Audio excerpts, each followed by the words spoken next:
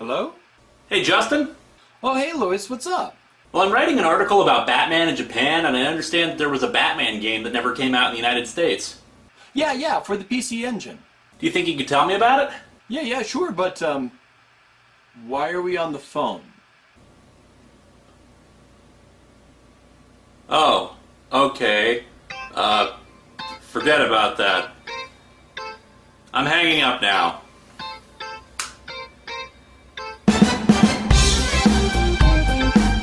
Oh yeah.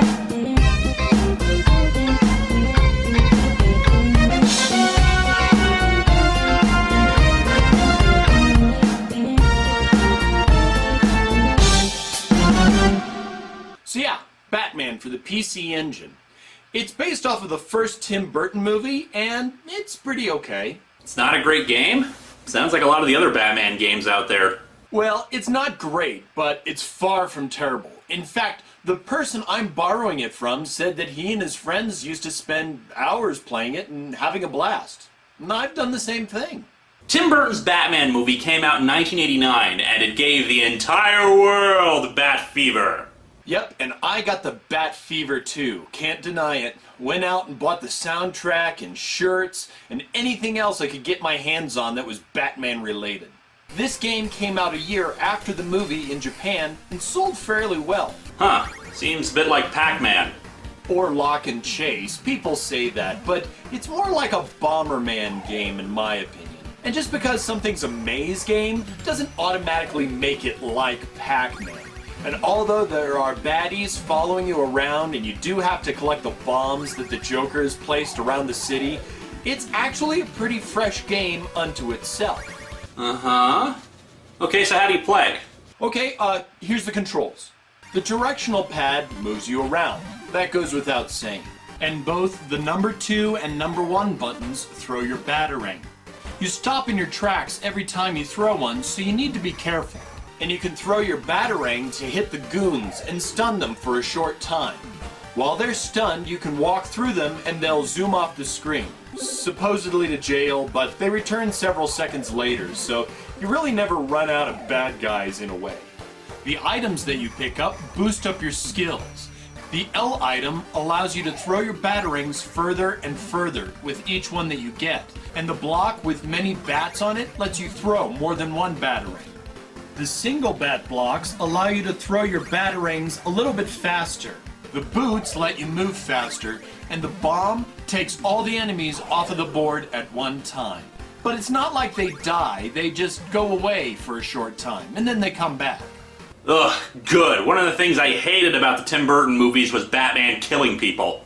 But they were baddies, and... Batman doesn't kill people. But they were baddies, and... Batman doesn't kill people! But he's the goddamn Batman! Batman doesn't kill people! Ugh, Batman doesn't kill people. Now when you start the game, you'll either want to go straight to the game or use a password. The password is pretty ingenious in that it's just 4 symbols. It's either Batman or the Joker facing in one of 4 directions. It's pretty hard to screw this password up. It looks like there's a time limit. I'm not big on time limits per se. I can understand, but it does make the game more challenging, and it's not just all collecting things. Sometimes you're trying to cut wires to balloons, lay bombs to blow up places. Don't worry, nobody gets killed. Or even taking paint off of pictures. But the mazes are twisty and turny, and can be tough to maneuver through. One of the jewels for this game is the pseudo-symphonic sounds coming from the tiny little Who cart.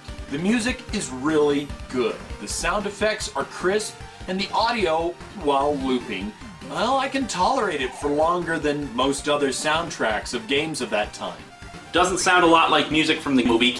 It's not, I'm not gonna lie. This is not the Danny Elfman music, but it does have a nice sound to it. But it's not the Danny Elfman score. By far. Hey, those are some impressive cutscene graphics right there. Oh yeah, they spent a lot of time on the cutscenes. So those are the good things. What about the bad points? Well, it really doesn't have the best in-game graphics for the time. The PC Engine is the Japanese TurboGrafx 16, and so you'd expect graphics of high quality. But while the cutscenes look really poppin', the in-game seems a tad lackluster and dull. Also, while the gameplay is fast, it's repetitive. But that could translate to be just being challenging. Well, not to really justify it, but games were really different back then. Oh, very true. But it's a long game and it has a lot of levels to go through, so you really get some good gameplay out of it. This game is tough to pin down. Some people have said that it looks and feels thrown together, and some even say that you could have changed the sprites, made a different game, not a Batman game, and that it might have sold better. But this game came out in a time when people weren't as jaded upon movie-ported games as they are today, and it did fairly well in Japan. And for those who know about it, Batman by Sunsoft is really a diamond in the rough. And it's tough to find, so it makes you collectors happy. And I suppose it'd be tough for other people to import the game. Yeah, not gonna lie, it's only playable on the PC Engine. Or if you can find a card adapter, you can play it on your TurboGrafx 16, but those are kind of expensive, so yeah, it's gonna be tough to import. And that's all I need for my article. Thanks a lot, Justin. Oh, no problem, man. Well, we'll talk to you later. Where does he get those wonderful toys? Japan. What? Japan. He imports them from Japan. That's a terrible joke to end the show with. But it's my only line! You think that you can play this? Now you can. You think that you can play this? Let's see what he said. I know that you can play this. The only thing you follow, JewWario. You can play this. You can play this. JW, got a package. Well, thanks, man, and oh, yeah, thanks for opening it for me already. Sheesh, man, I can't have any private things. Oh my god, it's a W Rider driver toy, and it's so cool, it's so cool!